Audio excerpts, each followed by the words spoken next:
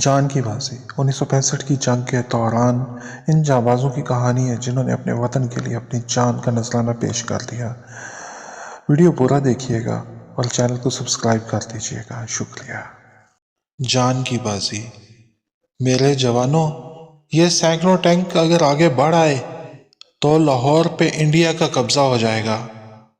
ان ٹینکوں کو تباہ کرنے کا ایک ہی راستہ ہے، ہر جوان بم باندھ کے ٹینک کے آگے لیٹ جائے۔ ٹینک اس پر سے گزرے گا تو تباہ ہو جائے گا۔ کون ہے جو اپنے وطن پہ قربان ہونا چاہتا ہے؟ کرنل کی آواز گونجی۔ وہ آگے بڑھا، سب کی نظریں اسی پہ تھیں۔ اپنے ساتھی سے بم بندھواتے ہوئے اس کی آنکھوں کے سامنے اپنی ماں کا چہرہ آیا، جسے خبر ہی نہ تھی کہ وہ اپنے بیٹے کو اب کبھی نہیں دیکھ سکے گی۔ ماں! اس کی سسکی نکل گئی، آنکھیں بھیگنے لگی۔ بم باندھنے والے جوان کے ہاتھ بھی کانپ رہے تھے۔ وہ بھی اس کی کیفیت سے انجان نہیں تھا۔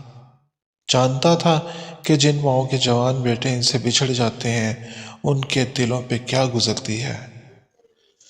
اسے ہما کا خیال آیا، اس کی چھوٹی بہن جو اس سے بہت پیار کرتی تھی، اس کا خیال رکھتی تھی۔ کبھی اسے بخار ہو جاتا تو وہ ساری رات جاگ کر برف کی پٹیاں کرتی تھی۔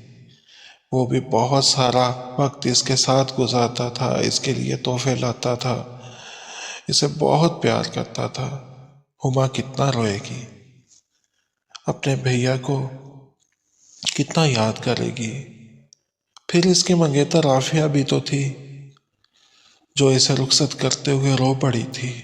نہ جانے کیوں میرا دل بہت گھبرا رہا ہے، تم نہ جاؤ۔ وہ پریشان لگ رہی تھی۔ میں جلد لوٹ آؤں گا، بس تم دلہن بننے کی تیاری کرو، وہ اسے تسلی دے کر آیا تھا۔ پھڑپڑاہٹ نے اس کے خیالوں کا تسلسل توڑ دیا۔ سبز ہلالی پرچم لہرا رہا تھا۔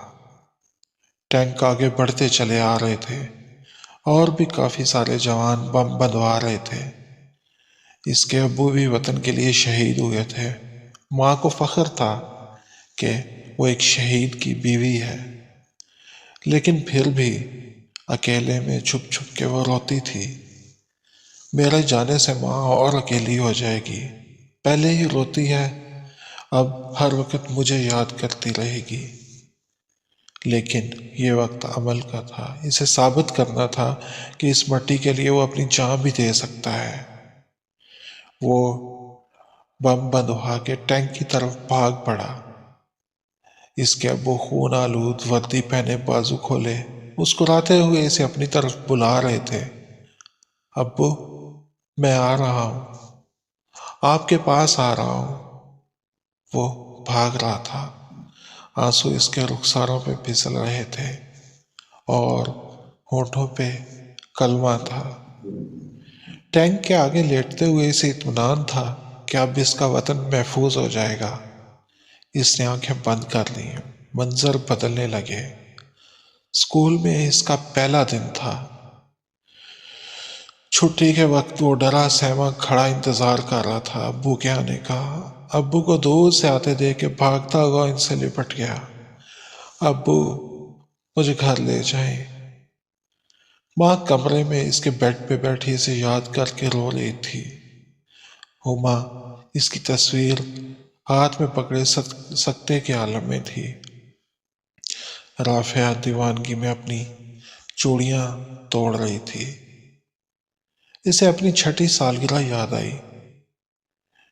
وہ موم بتی بجھانے کی کوشش کر رہا تھا، لیکن اس کے پھونک مارنے سے موم بتی نہیں بجھ رہی تھی۔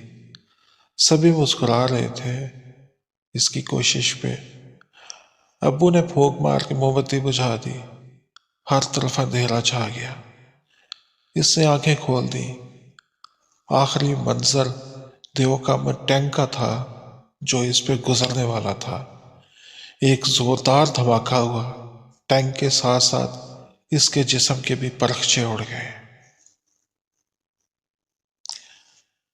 سلام ان جوانوں پہ جنہوں نے وطن کی خاطر اپنی جان کا نذرانہ پیش کیا۔